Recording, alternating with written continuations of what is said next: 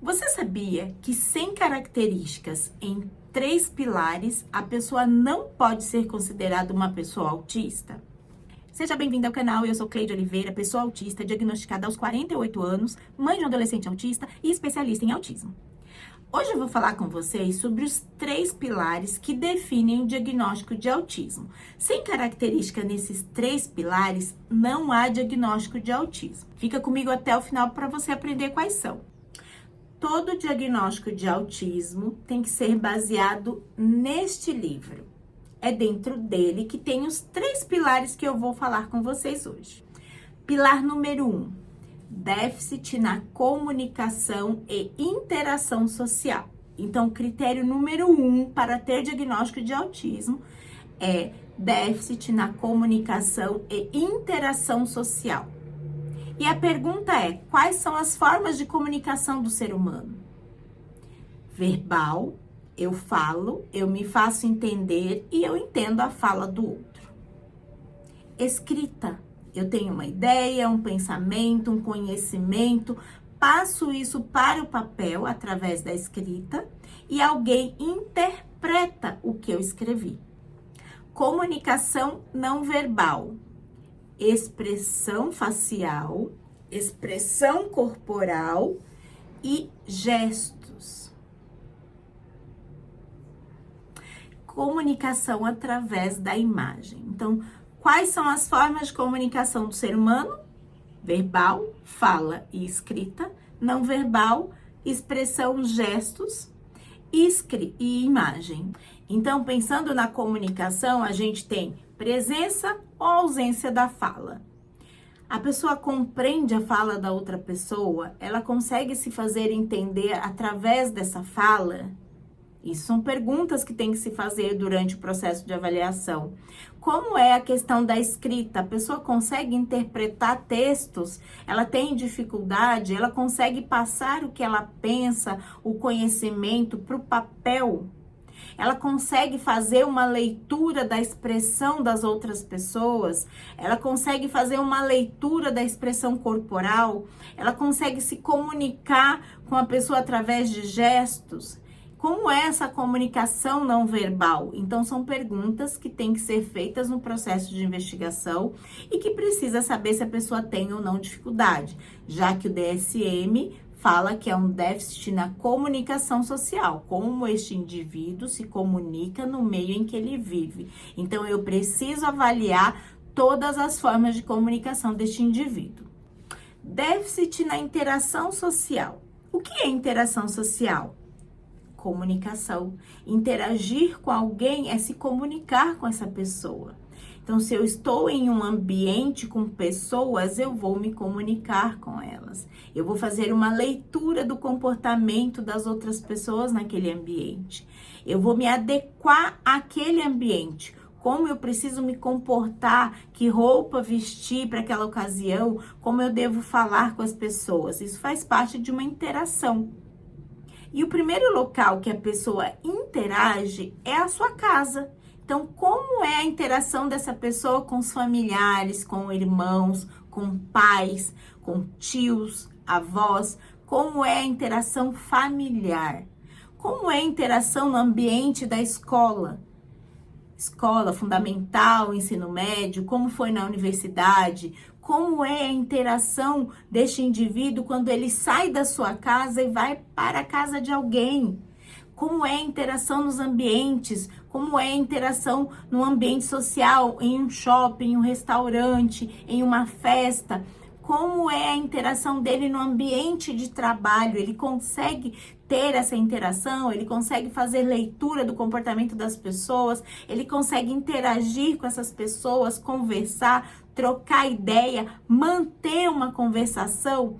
Então, interação é em vários ambientes que devem ser avaliados. Como essa pessoa se porta nesses ambientes. E a dificuldade que ela tem também nesses ambientes. Você já sabia disso? Deixa aqui nos comentários que eu quero saber. Segundo pilar para o diagnóstico: comportamento, interesse e atividade restrita e repetitiva. O que é algo restrito?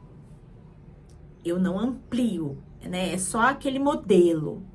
O que é algo repetitivo? Que eu sempre faço e sempre faço. Então, um comportamento pode ser comportamento físico, quando você faz com seu corpo, ou um comportamento como você reage.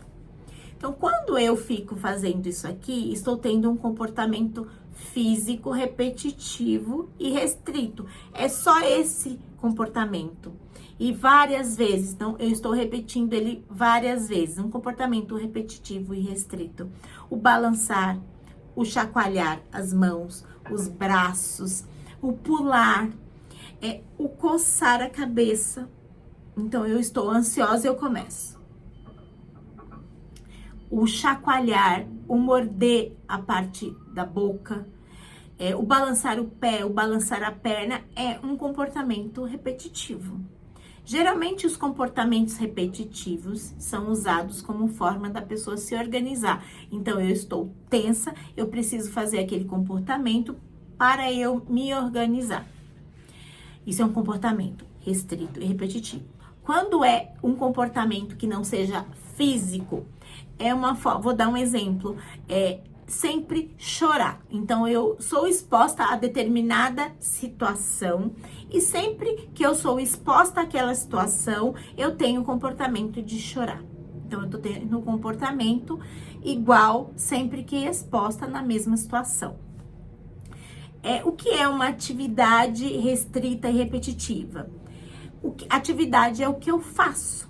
Então, eu padronizo a minha ação. Então, eu sempre faço uma ação da mesma forma. Então, a minha atividade é sempre repetitiva, é sempre igual, sempre daquele modelo. E o interesse? Interesse é aquilo que eu gosto. Então, o meu interesse é sempre naquele foco específico. E pode ser um interesse que fica por um tempo até eu conhecer muito sobre aquele assunto. Tem pessoas que o interesse ele muda ao longo da sua vida. Outros permanecem. Então, o interesse que tinha na infância foi para a vida adulta. E muitas vezes vira o trabalho daquele indivíduo. Então, interesse é o que ele gosta. Geralmente, ele vai muito a fundo desse interesse. Então, esse interesse é limitado, né? Então, ele é restrito. É só aquilo. Embora ele mude de interesses. Mas quando ele está naquele interesse, é só aquilo. E se aprofunda muito nesse interesse. Então, comportamento, interesse e atividade restrita e repetitiva. Se você estiver gostando desse conteúdo, não deixa de dar um like aqui, que é muito importante para mim. E terceiro e último pilar, alterações sensoriais. Desde 2022, o DSM incluiu como critério para o diagnóstico alterações sensoriais. Elas podem ser de hipersensibilidade, que é muita sensibilidade, ou hipossensibilidade, que é pouca sensibilidade. E aí entra a questão dos sentidos. Quais são os sentidos? Visão, audição, olfato, tato, paladar. E vestibular e proprioceptivo, que está dentro do nosso ouvido. Então, a pessoa pode ter hipersensibilidade à luz do sol, a luz branca, a luz amarela, hipersensibilidade a barulhos específicos, e isso não inclui músicas que o autista gosta. Então, o autista consegue ouvir músicas que ele gosta em um tom mais alto, mas barulhos específicos podem gerar muita angústia. Hipersensibilidade ao olfato, então percebe cheiros que as pessoas não percebem. Da mesma forma que os barulhos, acabam ouvindo barulhos que as pessoas não ouvem. A questão da pele, do tato, então muita dificuldade em usar certos tipos de roupa, ou usar alguns tipos de sapato. A questão do toque, do contato com outra pessoa, do abraço, do carinho. A questão de usar sapatos, certos tipos de sapato, preferia andar descalço, preferia andar de chinelo, não conseguia usar determinados modelos de calçados. E o sistema vestibular e proprioceptivo, que é a sua percepção espacial força e equilíbrio. Então, subir escadas ou descer escadas, ter dificuldade com alguns tipos de escadas, dificuldade de estar em ambiente fechado com muita gente, dificuldade em perceber o espaço, então esbarrar muito nos ambientes, se enroscar em portas, bater nos locais e não ver, né? Viver com manchas roxas pelo corpo. Então, essa percepção que ele tem do espaço, às vezes é até difícil algumas atividades, por exemplo, algumas atividades físicas que incluem percepção espacial, dança, que você tem que fazer movimentos, não ter percepção, então acaba não tendo muita facilidade em aprender. Se esse conteúdo fez sentido para você, se inscreve aqui no meu canal, porque aqui tem informação sobre autismo baseado em ciência. E até o próximo vídeo.